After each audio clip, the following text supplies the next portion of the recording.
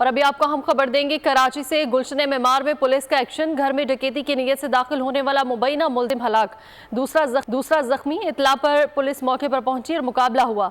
DIG waste के मुताबिक police की जवाबी फायरिंग में मुलजिम हलाक हुआ है। एक जख्मी हालत में गिरफ्तार कर लिया गया है, जबकि डीआईजी वेस्ट इरफान बलोच ने कहा है कि मुलजिमान के तीसरे साथी की तलाश अभी जारी है। मोहम्मद काशान हमारे साथ मौजूद हैं, मजीद इस वाक़े के बारे में अपडेट्स लेंगे उनसे। काशान, बताइएगा।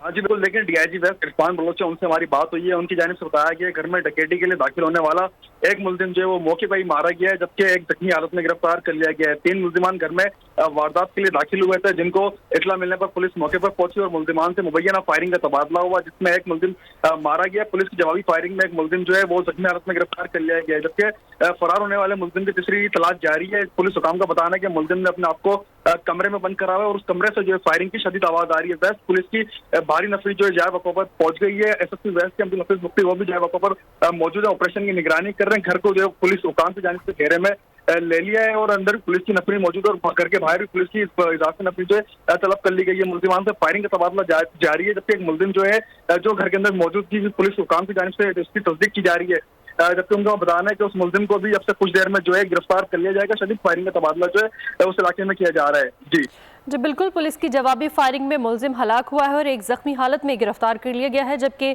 तीसरे मुलजिम की तलाश जारी है। मोहम्मद काशान हमें आगाह कर रहे थे, बहुत शुक्रिया। सब्सक्राइब करें और बेल दबाएं ताकि कोई खबर रह न जाए।